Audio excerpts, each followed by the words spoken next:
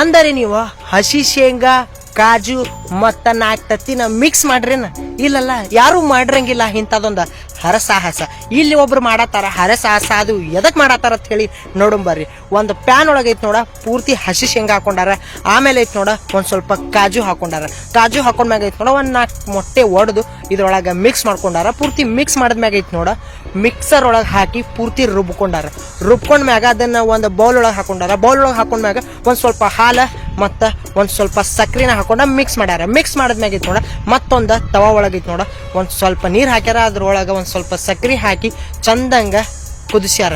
ಸಕ್ರಿ ನೀರ ಎಷ್ಟೋ ತನ ಕುದಿಸ್ಬೇಕಪ್ಪ ಅಂತಂದ್ರ ಆ ಸಕ್ರಿ ನೀರ್ ಐತಿ ನೋಡ ಪೂರ್ತಿ ಕೆಂಪ್ ಆಗ್ಬೇಕು. ಅಲ್ಲಿ ತನಕ ಗ್ಯಾಸ್ ಚಾಲು ಇಟ್ಟ ನಾವ್ ಅದನ್ನ ಕುದಿಸ್ಕೋಬೇಕ.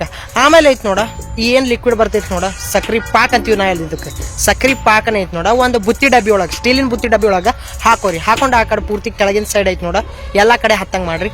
ಆಮೇಲೆ ಐತಿ ನೋಡ ನಾವ್ ಏನ್ ಅದನ್ನ ಮಾಡ್ಕೊಂಡಿದ್ವಿ ಗೊತ್ತೇನ, ಹಸಿ ಶೇಂಗಾ ಕಾಜು ಮೊಟ್ಟೆ ಮಿಕ್ಸ್ ಮಾಡ್ಕೊಂಡಿದ್ವಿ ನೋಡ, ಅದನ್ನ ಈ ಬುತ್ತಿ ಡಬ್ಬಿ ಒಳಗ ಟಿಫನ್ ಬಾಕ್ಸ್ ಒಳಗೆ ಹಾಕೊಂಡು ಮುಚ್ಚಳ ಮುಚ್ಚಿ ಮತ್ತ ಇನ್ನೊಂದು ಕಡಾಂಗಿ ಇತ್ತು. ಕಡಾಂಗಿನ ಗ್ಯಾಸ್ ಮ್ಯಾಗ ಇಟ್ಟ ಅದ್ರೊಳಗೆ ಒಂದು ಸ್ಟ್ಯಾಂಡ್ ಇಟ್ಟ ಒಂದ್ ಸ್ವಲ್ಪ ನೀರ್ ಹಾಕಿ ಆ ಸ್ಟ್ಯಾಂಡ್ ಮ್ಯಾಗ ಒಂದು ಬುತ್ತಿ ಡಬ್ಬಿ ಇಟ್ಟ ಆ ಕಡಾಂಗಿ ಮ್ಯಾಗ ಮುಚ್ಚ್ರಿ. ಒಂದು 10 ನಿಮಿಷ ಆದ್ಮ್ಯಾಗ ಐತಿ ನೋಡ ಅವಾಗ ನಮ್ಮ ಒಂದು ರೆಸಿಪಿ ತಯಾರಾಗ್ತದ. ಆ ರೆಸಿಪಿ ಏನ್ ಗೊತ್ತೇನ?